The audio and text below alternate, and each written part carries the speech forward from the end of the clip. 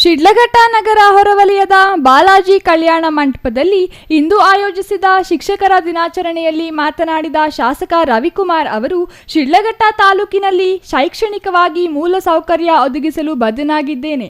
ತಾಲೂಕಿನ ಮಕ್ಕಳು ಕಲಿಕೆಯಲ್ಲಿ ಅತ್ಯುತ್ತಮರಾಗುವಂತೆ ಶಿಕ್ಷಕರು ಪರಿಶ್ರಮ ಹಾಕಬೇಕು. ವಿದ್ಯಾರ್ಥಿಗಳು ಉತ್ತಮ ಸಾಧಕರಾಗುವಂತೆ ಶಿಕ್ಷಕರು ಪ್ರೇರಣೆ, ಮಾರ್ಗದರ್ಶನ, ಆತ್ಮಸ್ಥೈರ್ಯ ತುಂಬಬೇಕು. ಶಿಡ್ಲಘಟ್ಟ ತಾಲೂಕನ್ನು ಶಿಕ್ಷಣ ಕ್ಷೇತ್ರದಲ್ಲಿ ಪ್ರಥಮ ಸ್ಥಾನಕ್ಕೆ ಕೊಂಡೊಯ್ಯುವ ಕಾರ್ಯದಲ್ಲಿ ಶಿಕ್ಷಕರು ನೆರವಾಗಬೇಕು ಎಂದರು. ಒಂದು ಉತ್ತಮ ಆಡಳಿತ ಕೊಡಬೇಕು ಅನ್ನೋ ಒಂದು ತೀರ್ಮಾನ ತಗೊಂಡು ಇವತ್ತು ನಾವು ಈ ಕ್ಷೇತ್ರದ ಎಲ್ಲ ಅಧಿಕಾರಿಗಳು, ಶಿಕ್ಷಕರು ನಿಮ್ಮೆಲ್ಲರ ಒಂದು ಸಹಕಾರದಿಂದ ಈ ಕ್ಷೇತ್ರಕ್ಕೆ ಒಳ್ಳೆಯದಾಗಬೇಕಂತ ಹೊರಟಿದ್ದೇವೆ. ತಾವೆಲ್ಲರೂ ದಯಮಾಡಿ ನಮ್ಗೆ ಸಹಕಾರ ಕೊಡ್ತಕ್ಕಂಥ ಕೆಲಸವನ್ನು ಮಾಡಿ. ಇವತ್ತು ನಮ್ಮ ಕ್ಷೇತ್ರದಲ್ಲಿ ಮೊನ್ನೆ 2023-24ನೇ ಸಾಲಿನಲ್ಲಿ ನಮ್ಮ ಜಿಲ್ಲೆಯಲ್ಲಿ ಇವತ್ತು ಫಲಿತಾಂಶ 2ನೇ ಸ್ಥಾನಕ್ಕೆ ಬಂದಿದೆ.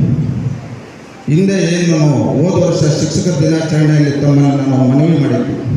ದಯಮಾಡಿ ಏನಿವತ್ತು ನಮ್ಮ ಶಿಡ್ಲಘಟ್ಟ ತಾಲೂಕಿನಲ್ಲಿರ್ತಕ್ಕಂಥ ಸರ್ಕಾರಿ ಪ್ರೌಢಶಾಲೆಗಳು 17 ಶಾಲೆಗಳಿವತ್ತು ಅಲ್ಲಿರ್ತಕ್ಕಂಥ ಶಿಕ್ಷಕರು ಮತ್ತು ಶಿಕ್ಷಣಿಯರು ಹೆಚ್ಚಿನ ಜವಾಬ್ದಾರಿಯನ್ನು ತಾವು ತಗೊಂಡು ನಮ್ಮ ಜಿಲ್ಲೆಯಲ್ಲಿ ಈ ಕ್ಷೇತ್ರದಲ್ಲಿ ಮೊದಲನೇ ಸ್ಥಾನವನ್ನು ತಂದುಕೊಡ್ಬೇಕಂತ ತಮ್ಮಲ್ಲಿ ನಾನು ಹಿಂದೆ ಮನವಿಯನ್ನು ಮಾಡಿದ್ದೆ.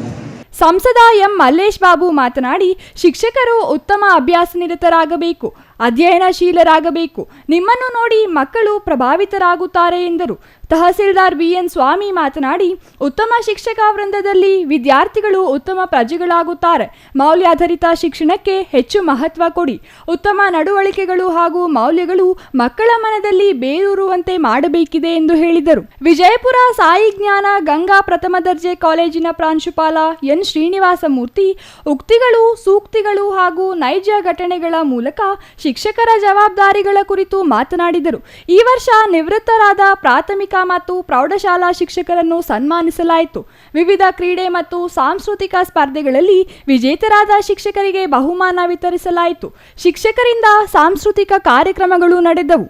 ಛಾಯಾ ರಮೇಶ್, ಸಿಟಿವಿ ನ್ಯೂಸ್, ಶಿಡ್ಲಘಟ್ಟ.